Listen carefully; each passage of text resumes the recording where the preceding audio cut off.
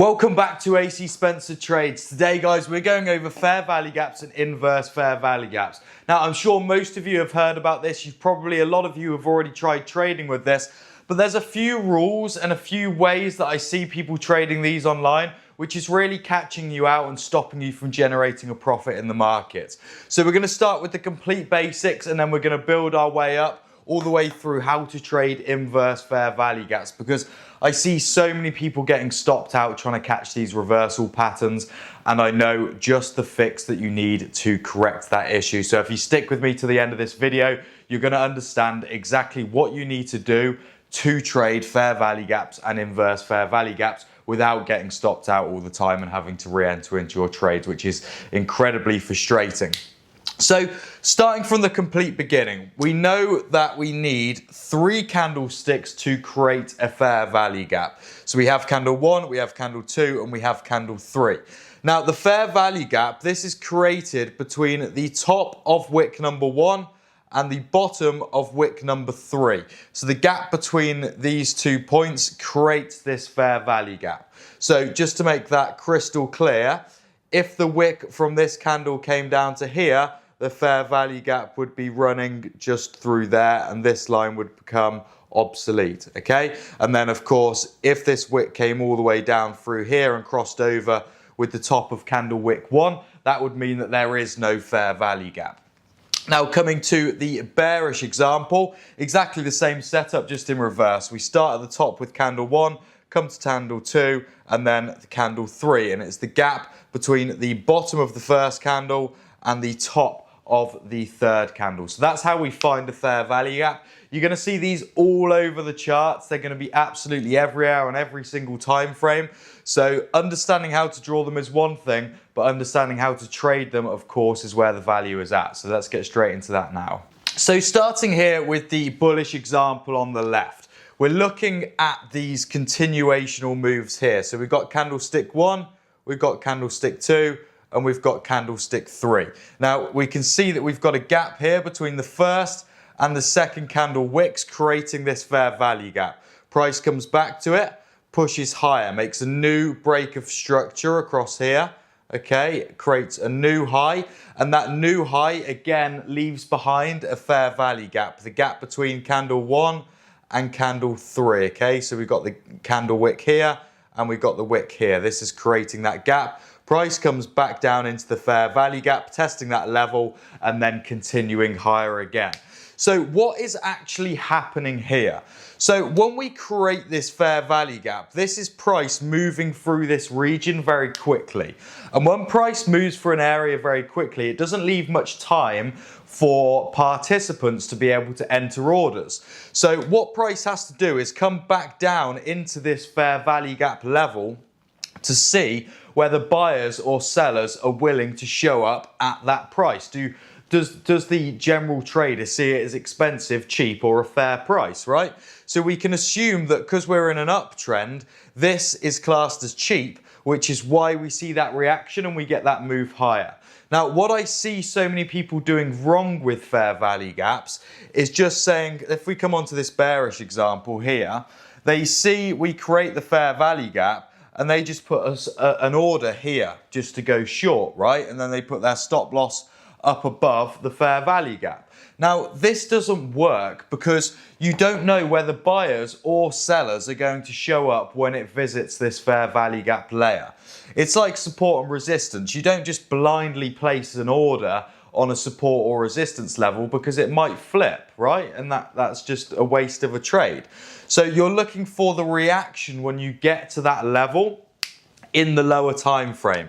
So say we're working with a 1 hour fair value gap, we want to then be dropping down into the 15-minute time frame to see a continuation, okay, which is the next thing which we're going to get into. So let me just go over the bearish example first. We've got the move to the downside. That move creates the fair value gap between the first and the third candle wicks.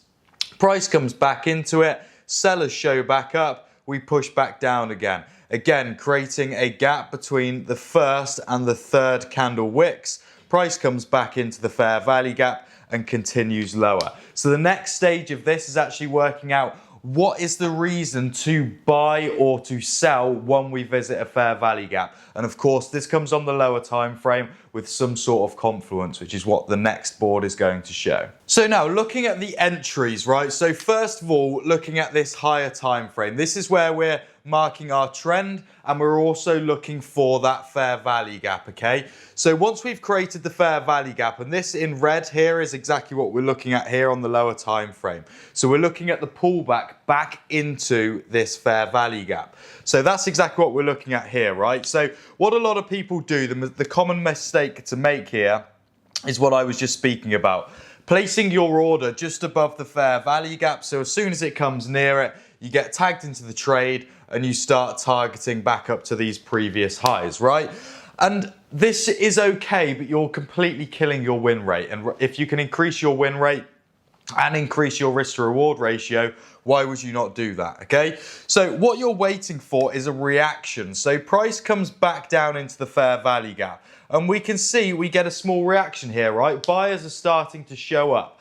And this is again where a lot of people FOMO into the trade. They just can't handle missing it. So they see a flick of green and it's like, go, we got to buy. No, because right here, we're not seeing any momentum out of those buyers. Yes, we've got a green candle, but it's not coming with any momentum. It's very small, it's not aggressive, it's not a Maribozu, it's not an engulfing, it's not a piercing pattern. So we wait, okay? We sit patient, we wait for this move to the downside. Now what we've done here is two things.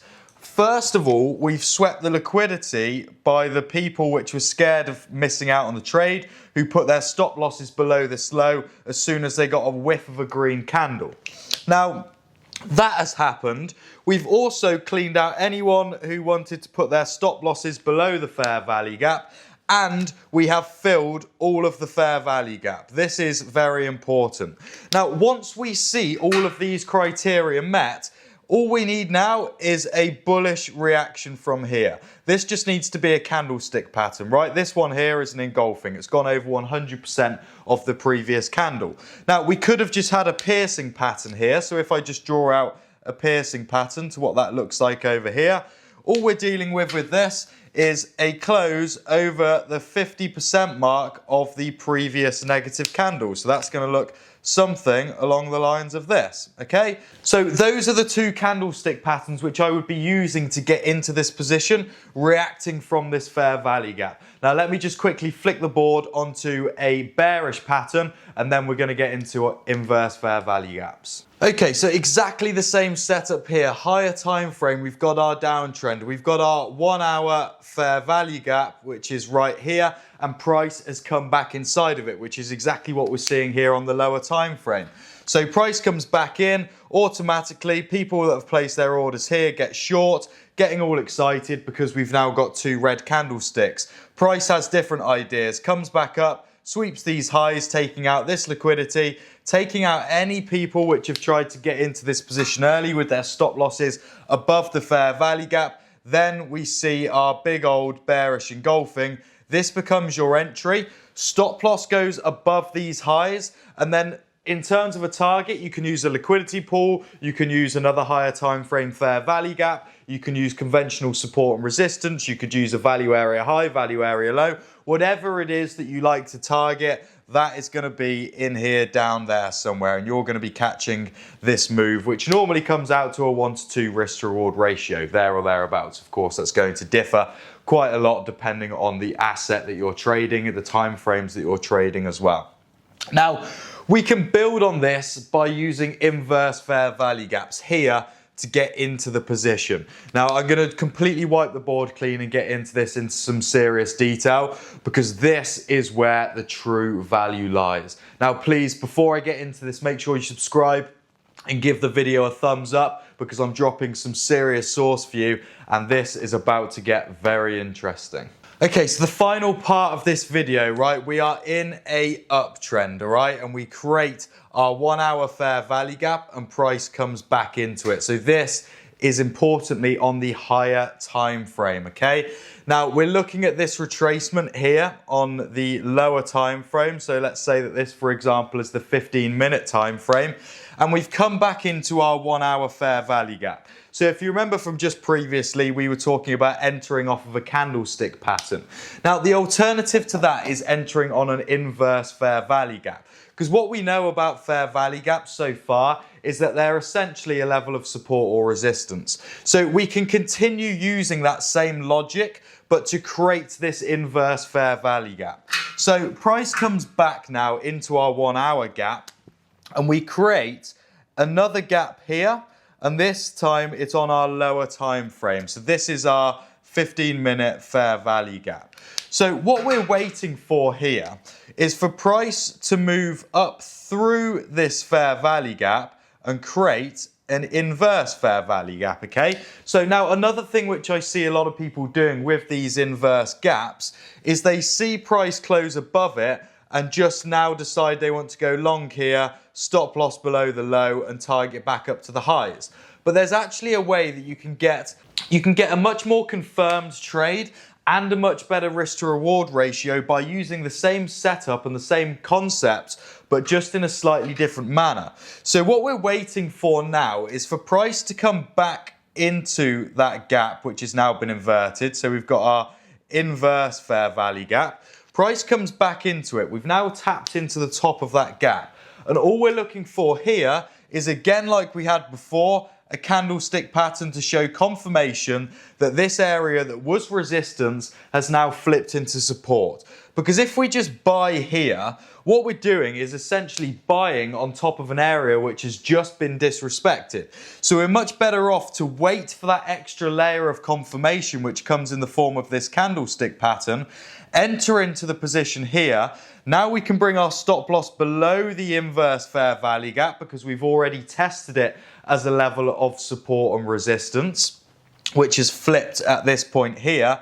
And then we can target back up to these previous highs, making the most out of this move here and this being the stop loss position. So that is how I combine fair value gaps and inverse fair value gaps together. I do not use inverse fair value gaps on higher time frames. I just don't believe there's enough conviction behind them. But I will use them combined with candlestick patterns to give me that trigger to finally get into that trade, because it's showing that buyers have clearly stepped in at this stage. And of course, this can be used in a sell position as well, just flip it upside down. But it's showing me that this gap has no strength to the downside. And us inverting that, testing it again, and then putting in an engulfing candle afterwards gives me true confidence that this is now an area of support and not just a random gap on the charts. Okay guys, well, I hope you have enjoyed today's video. If you could please leave a like, a comment and subscribe, it would be much appreciated, and I'll see you in the next one.